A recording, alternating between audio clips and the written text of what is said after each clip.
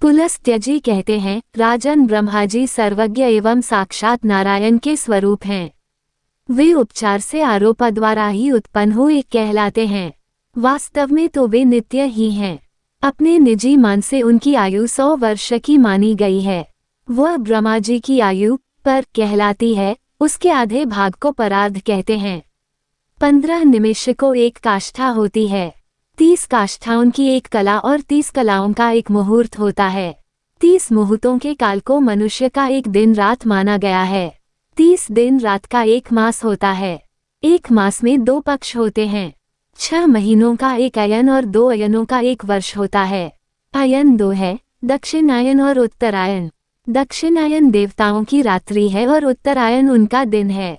देवताओं के 12,000 वर्षों के 4 युग होते हैं, जो क्रमशः सत्ययुग, त्रेता, द्वापर और कलियुग के नाम से प्रसिद्ध हैं। अब इन युगों का वर्ष विभाग सुनो। पुरातत्व के ज्ञाता विद्वान पुरुष कहते हैं कि सत्ययुग आदि का परिमाण क्रमशः 4, 3, 2 और 1000 दिव्य वर्ष हैं। प्रत्येक युग के आरंभ में उतने ही 100 वर्षों की संध्या कही जाती है और युग के अंत में संध्यांश होता है। संध्यांश का मान भी उतना ही है जितना संध्या का। नृपश्रेष्ठ, संध्या और संध्यांश के बीच का जो समय है उसी को युग समझना चाहिए। वही सत्ययुग और त्रेता आदि के नाम से प्रसिद्ध है। सत्ययुग, त्रेता, द्वापर और कलियुग ये सब मिलकर चतुर्युग कहलाते हैं। ऐसे 1000 चतुर्युगों को ब्रह्मा का एक दिन कहा जाता है। राजन, ब्रह्मा के एक दिन में 14 मनु होते हैं।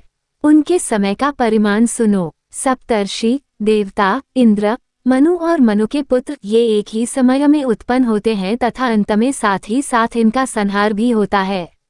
71 चतुर्युग से कुछ अधिक काल का एक मनवंतर होता है। 2 यही मनु और देवताओं आदि का समय है। इस प्रकार दिव्य वर्ष गणना के अनुसार 8,52,000 वर्षों का एक मनवंतर होता है। महमते मानव वर्षों से गणना करने पर मनवंतर का कालमान पूरे 30,67,20,000 वर्ष होता है।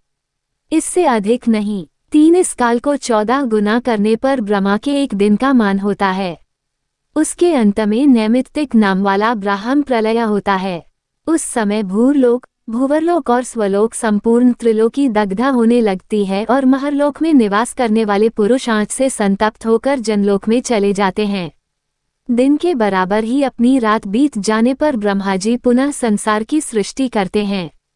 इस प्रकार पक्ष, मास आदि के क्रम से धीरे धीरे ब्रह्मा जी का एक वर्ष व्यतीत होता है तथा इसी क्रम से उनके 100 वर्ष भी पूरे हो जाते हैं।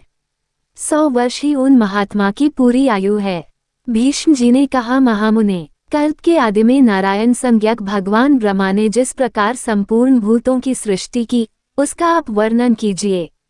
पुलस्त्य जी ने कहा, राजन, सबकी उत्पत्ति के कारण और अनादि भगवान ब्रह्मा जी ने जिस प्रकार प्रजावर्ग की सृष्टि की वह बताता हूँ, सुनो।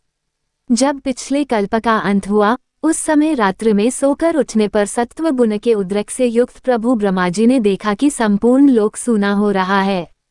तब उन्होंने ये जानकर कि पृथ्वी एक अर्णव के जल में डूब गई है और इस समय पानी के भीतर ही स्थित है, उसको निकालने की इच्छा से कुछ देर तक विचार किया। फिर वे यज्ञ में वाराह का स्वरूप धारण कर जल के भीतर प्रविष्ट हुए। को पाताल लोक में आया देख पृथ्वी देवी भक्ति से विनम्र हो गई और उनकी स्तुति करने लगी। पृथ्वी बोली, भगवान, आप सर्वभूत स्वरूप परमात्मा हैं, आपको बारंबार नमस्कार है। आप इस पाताल लोक से मेरा उद्धार कीजिए। पूर्व काल में मैं आपसे ही उत्पन्न हुई थी। परमात्मन, आपको नमस्कार है। आप सबके अंतर्यामी हैं, आपको प्रणाम है। प्रधान कारण और व्यक्त कार्य आपके ही स्वरूप हैं। काल भी आप ही हैं, आपको नमस्कार है। प्रभो, जगत की सृष्टि आदि के समय आप ही ब्रह्मा, विष्णु और रुद्र रूप धारण करके संपूर्ण भूतों की उत्पत्ति, पालन और संहार करते हैं, यद्यपि आप इन सब से परे हैं। मुमुक्षु पुरुष आपकी आराधना करके मुक्त हो परब्रह्म परमात्मा को प्राप्त हो गए हैं। भला आप वासुदेव की आराधना किए बिना कौन मोक्ष पा सकता है? जो मन से ग्रहण करने योग्य, नेत्र आदि इंद्रियों द्वारा अनुभव करने योग्य तथा बुद्धि के द्वारा विचारणीय है, वह सब आप ही का रूप है। नाथ, आप ही मेरे उपादान हैं, आप ही आधार हैं, आपने ही मेरी सृष्टि की है तथा मैं आप ही की शरण में हूँ, इसीलिए इस जगत के लोग मुझे माधवी कहते हैं। पृथ्वी ने जब इस प्रकार स्तुति की, तब उन परम कांतिमान भगवान धरणीधर ने घर स्व में गर्जना की। सामवेद ही उनकी उस ध्वनि के रूप में प्रकट हुआ। उनके नेत्र खिले हुए कमल के समान शोभा पा रहे थे तथा शरीर कमल के पत्ते के समान श्याम रंग का था। उन महावराह रूपधारी भगवान ने पृथ्वी को अपनी दाढ़ों पर उठा लिया और रसातल से वे ऊपर की ओर उठे। उस समय उनके मुख से निकली हुई सांस के आघात से उछले हुए उस प्रलयकालीन जल ने जिनलोक में रहने वाले सनंदन आदि मुनियों को भिगोकर निष्पाप कर दिया। निष्पाप तो वे थे ही, उन्हें और भी पवित्र बना दिया। भगवान महावराह का उदर जल से भीगा हुआ था। जिस समय वे अपने वेदमय शरीर को कंपाते हुए पृथ्वी को लेकर उठने लगे, उस समय आकाश में स्थित महर्षिगण उनकी स्तुति करने लगे। ऋषियों ने कहा, जनेश्वरों के भी परमेश्वर केशव, आप सबके प्रभु हैं। गदा, शंख, उत्तम खड्ग और चक्र धारण करने वाले हैं। सृष्टि, पालन और संहार के कारण तथा ईश्वर भी आप ही हैं। जिसे परमपद कहते हैं, वह भी आपसे भिन्न नहीं है।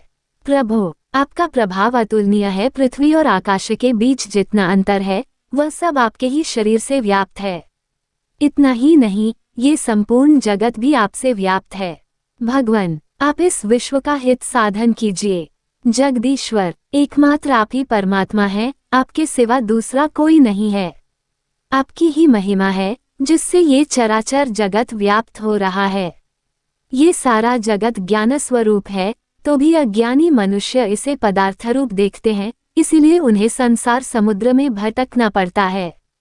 परंतु परमेश्वर, जो लोग विज्ञानवेता हैं, जिनका अंतःकरण शुद्ध है, वे समस्त संसार को ज्ञानमय ही देखते हैं, आपका स्वरूप ही समझते हैं। सर्वभूत स्वरूप परमात्मन, आप प्रसन्न होइए। आपका स्वरूप अप्रमेय है। प्रभो, भगवान, आप सबके उद्भव के लिए इस पृथ्वी का उद्धार एवं संपूर्ण का कल्याण कीजिए। राजन, सनकादि मुनि जब इस प्रकार स्तुति कर रहे थे, उस समय पृथ्वी को धारण करने वाले परमात्मा महावराह शीघ्र ही इस वसुंधरा को ऊपर उठा लाए और उसे महासागर के जल पर स्थापित किया। उस जल राशि के ऊपर यह पृथ्वी एक बहुत बड़ी नौका की भांति स्थित हुई। तत्पश्चात भगवान ने पृथ्वी के कई विभाग करके 7 द्वीपों का निर्माण किया तथा भूलोक, भुवरलोक, स्वलोक और महलोक, इन चारों लोकों की पूर्ववत कल्पना की। तदनंतर ब्रह्मा जी ने भगवान से कहा, प्रभु, मैंने इस समय जिन प्रधान असुरों को वरदान दिया है, उनको देवताओं की भलाई के लिए आप मार डाले। में जो सृष्टि रखूंगा, उसका आप पालन करें। उनके ऐसा कहने पर भगवान विष्णु तथास्तु कहकर चले गए और ब्रह्मा जी ने देवता आदि प्राणियों की सृष्टि आरंभ की। महत्तत्व की उत्पत्ति को ही ब्रह्मा की प्रथम सृष्टि समझना चाहिए। तन्मात्राओं का आविर्भाव दूसरी सृष्टि है, उसे भूतसर्ग भी कहते हैं। वैकारिक अर्थात सात्विक अहंकार से जो इंद्रियों की उत्पत्ति हुई है, वह तीसरी सृष्टि है, उसी का दूसरा नाम इंद्रिय सर्ग है। इस प्रकार यह प्राकृत सर्ग है, जो अबुद्धिपूर्वक उत्पन्न हुआ है। चौथी सृष्टि का नाम है मुख्य सर्ग। पर्वत और वृक्ष आदि स्थावर वस्तुओं को मुख्य कहते हैं।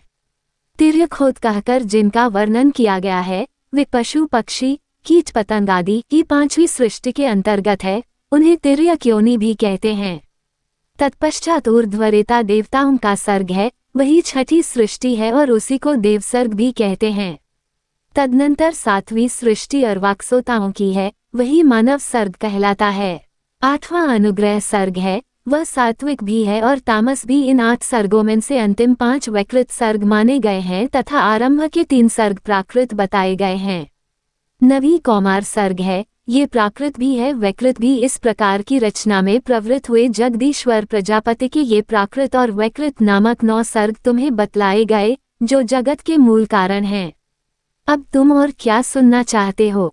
भीष्म जी ने कहा, गुरुदेव, आपने देवताओं आदि की सृष्टि थोड़े ही बताई है। मुनिश्रेष्ठ, अब मैं उसे आपके मुख से विस्तार के साथ सुनना चाहता हूँ। पुलस्त्य जी ने कहा, राजन, संपूर्ण प्रजा अपने पूर्वकृत शुभाशुभ कर्म से प्रभावित रहती है, अतः प्रलय काल में सबका संहार हो जाने पर भी वह उन कर्म के संस्कार से मुक्त नहीं हो पाती। जब ब्रह्मा जी सृष्टि कार्य में प्रवृत्त हुए, उस समय उनसे देवताओं से लेकर स्थावर पर्यंत 4 प्रकार की प्रजा उत्पन्न हुई। वे चारों ब्रह्मा जी के मानसिक संकल्प से प्रकट होने के कारण मानसी प्रजा कहलाईं। तदनंतर प्रजापति ने देवता, असुर, पितर और मनुष्य इन 4 प्रकार के प्राणियों की तथा जल की भी सृष्टि करने की इच्छा से अपने शरीर का उपयोग किया। उस समय सृष्टि की इच्छा वाले मुक्तात्मा प्रजापति की जंघा से पहले दुरात्मा असुरों की उत्पत्ति हुई। उनकी सृष्टि के पश्चात भगवान ब्रह्मा ने अपनी वयस आयु से इच्छानुसार वयों पक्षियों को उत्पन्न किया। फिर अपनी भुजाओं से भेड़ों और मुख से बकरों की रचना की। इसी प्रकार अपने पेट से गाय और भैंसों को तथा पैरों से घोड़े, हाथी, गदहे, नीलगाय, हरिण, ऊंट, खच्चर तथा दूसरे पशुओं की सृष्टि की। ब्रह्मा जी की रोमावलियों से फल, मूल तथा भांति भांति के अन्नों का प्रादुर्भाव हुआ। गायत्री छंद, ऋग्वेद, त्रिवृत स्तोम, रथंतर तथा अग्निष्टोम यज्ञ को प्रजापति ने अपने पूर्ववर्ती मुख से प्रकट किया। यजुर्वेद, त्रिष्टुप छंद, पंचदश स्तोम, बृहत्साम और उक्था की दक्षिण वाले मुख से रचना की। सामवेद, जगती छंद, सप्तदश स्तोम, वैरूप और अतिरात्र भाग की सृष्टि पश्चिम मुख से की तथा 21 स्तोम, अथर्ववेद, आप्तोर्याम, अनुष्टुप छंद और वैराज को उत्तरवर्ती मुख से उत्पन्न किया। छोटे बड़े जितने भी प्राणी हैं, सब प्रजापति के विभिन्न अंगों से उत्पन्न हुए। कल्प के आदि में प्रजापति ब्रह्मा ने देवताओं, असुरों, पितरों और मनुष्यों की सृष्टि करके फिर यक्ष, पिशाच, गंधर्व, अप्सरा, सिद्ध, किन्नर, राक्षस, सिंह, पक्षी, मृग और सबको उत्पन्न किया। नित्य और अनित्य जितना भी यह चराचर जगत है, सबको आदिकर्ता भगवान ब्रह्मा ने उत्पन्न किया। उन उत्पन्न हुए प्राणियों में से जिन्होंने पूर्वकल्प में जैसे कर्म किए थे, वे पुनः बारंबार जन्म लेकर वैसे ही कर्मों में प्रवृत्त होते हैं। इस प्रकार भगवान विधाता ने ही इंद्रियों के विषयों, भूतों और शरीरों में विभिन्नता एवं पृथक पृथक व्यवहार उत्पन्न किया। उन्होंने कल्प के आरंभ में वेद के अनुसार देवता आदि प्राणियों के नाम, रूप और कर्तव्य का विस्तार किया। ऋषियों तथा अन्यान्य प्राणियों के भी वेदानुकूल नाम और उनके यथायोग्य कर्मों को भी ब्रह्मा जी ने ही निश्चित किया।